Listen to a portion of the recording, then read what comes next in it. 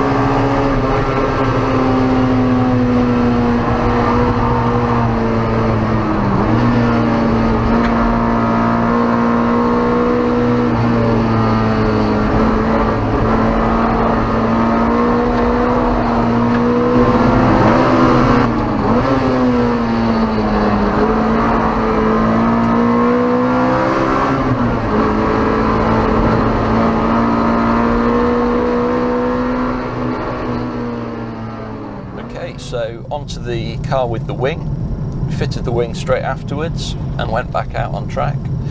And as you'll see from the video, it's quite a different car.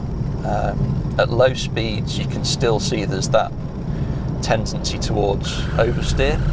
The mechanical balance of the car hasn't changed, but at high speeds the rear is planted, particularly through Coppice, the fast left-hander that goes uphill. You can see that the rear end is just planted with the wing, whereas before quite frequently it would jink out. It would need a bit of correction going through there, which is fairly hairy, given that you're travelling at, I don't know, 90 mile an hour or something on quite a narrow track.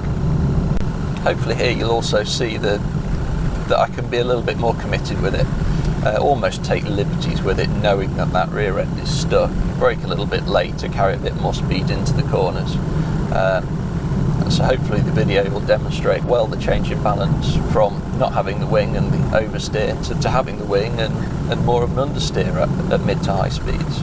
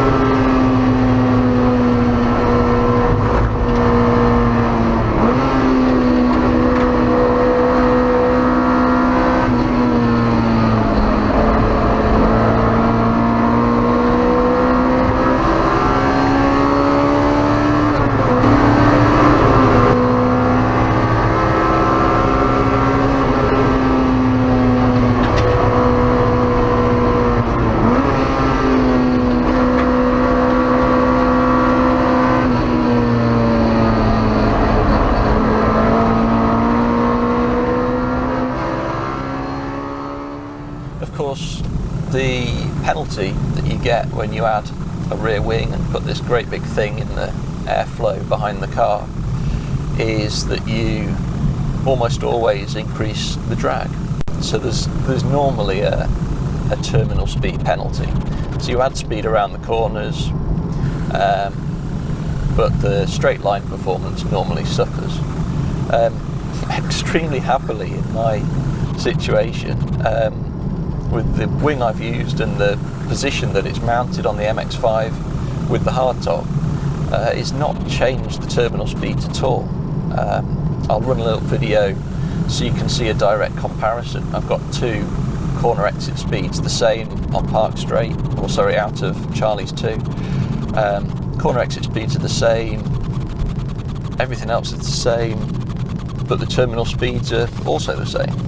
One's without the wing, one's with the wing. In fact, what you'll probably be able to see in the video with the wing is that the terminal speed, I think, is 1 mile an hour faster. I think it creeps up to that terminal speed just as the video without the wing is also at its terminal speed. So I think it's minutely, I mean, we'll put that down to error. You know, most likely that's just 1 mile an hour either side can be put down to error, but it shows pretty well that there really isn't any drag penalty from fitting the wing on the car.